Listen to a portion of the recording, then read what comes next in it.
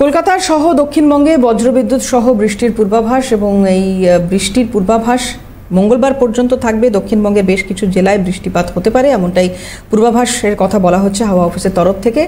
খানিকটা হলো তাপমাত্রা নিম্নমুখী হতে পারে, তবে সোমবার বা মঙ্গলবারের পর থেকে আবারও তাপমাত্রা বাড়বে এমনটাই পূর্বাভাসে বলা হচ্ছে আবহাওয়া দপ্তরের তরফ থেকে। বিশেষ প্রতিবেদন তুলে ধরেছেন আমাদের প্রতিনিধি অভিরূপা হাজরা।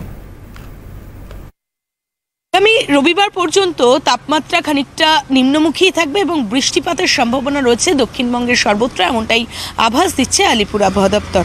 তবে উত্তরবঙ্গেও রয়েছে হালকা থেকে মাঝারি বৃষ্টিপাতের সম্ভাবনা। রবিবারের পর থেকে এই বৃষ্টির সম্ভাবনা ক্ষীণ হয়ে যাচ্ছে এমনটাই আভাস আলিপুর আবহাওয়া দপ্তরের। আলিপুর আবহাওয়া দপ্তর সূত্রের খবর যে যেহেতু তাপমাত্রা বেশ খানিকটা নিম্নমুখী কয়েকদিনের বৃষ্টির জন্য এবং আগামী কয়েকদিন পর থেকেই বৃষ্টিপাতের সম্ভাবনা কমে গেলে তাপমাত্রা ঊর্ধ্বমুখী হওয়ার সম্ভাবনা, ফলত গরম বাড়তে পারে এমনটাই মনে করছে আলিপুর আবহাওয়া দপ্তর। পাশাপাশি পশ্চিমাঞ্চলের জেলা যেমন বাঁকুড়া, পুরুলিয়া, পূর্ব মেদিনীপুর, পশ্চিম মেদিনীপুর এই জেলাগুলিতে বৃষ্টিপাত কমে গেলেই ধীরে ধীরে তাপমাত্রা ঊর্ধ্বমুখী হবে, গরমের প্রবণতা বাড়বে এমনটাই আভাস দিচ্ছে আলিপুর আবহাওয়া দপ্তর।